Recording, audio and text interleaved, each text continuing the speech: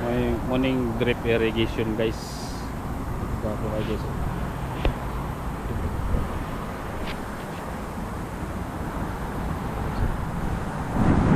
Irrigation guys. Basa na ta guys. So guys, walang taga-bantay guys. Guys,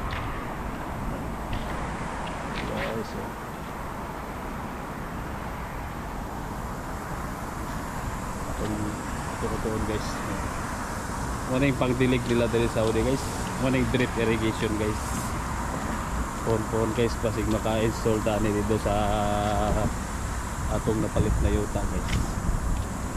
So, atong plano guys para di na tabag dilig-dilig guys. Ano lang, naka kuha siya tanan, naka kanang naka pipe dito sa kuha pa sa ilalom, piping na dyan guys.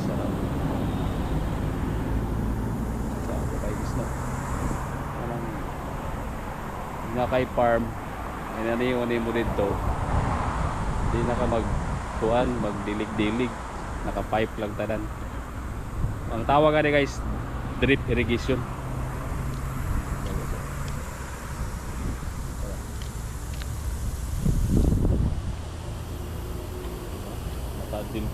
Diligan nila ang guys, sakto para perminti siya ko yun.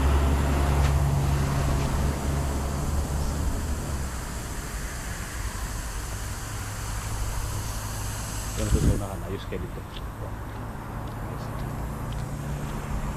Taas kayo na guys, ano ilang ang drip irrigation.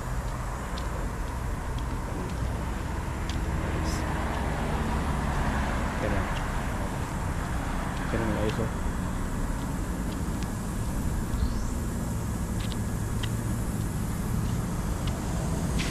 Perminti green, bisag init kayo, perminti green kay hinani man ang ilang style. Muna yung style na rin sa Saudi guys, drip irrigation. Pohon basig maka-install ta dito sa atong farm. Kay katong napalit na ako na yuta dito guys, na ako yuta dito napalit mga 1 hectares. Plano na ako i-farm. Naniwan ako dito guys. Nakakuantag mga idea ba na kani dito sa ilalom puro na piping. Nya kanila atong paliton guys. Mura na atong paliton kanino. Nandiyan. Kanang para kuan ba? Para nagrimbo-rimbo guys. Muna atong paliton kani siya. Kani. Muna atong paliton guys. Para inig pressure sa tubig mo scattered siya. Mukatag ba sa taas. Para ang katong dito maabot niya. Para 2 meters ang distansya niya guys. 2 meters ang distansya na.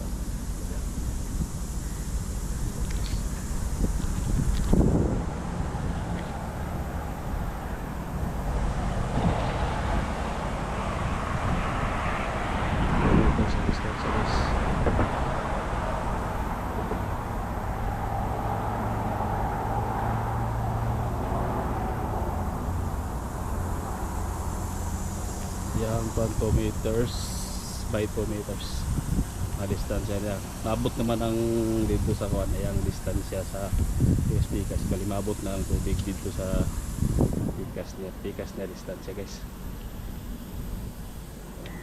Siya guys, wapo kayo guys. Naniw na to ang farm na to guys. Pohon pag makaulit na sa Pilipinas. Pohon may nani na nato atong farm guys. Tanaman nato mga prutas o kanang mga gulay. Ano na to guys, gulay, tarong na gulay. Ano na nato pati drip irrigation nato plano guys. Nakapara talaga guys. Okay, thank you guys sa inyong pagtanaw sa akong video guys. Thank you, salamat kayo guys. Thank you sa support.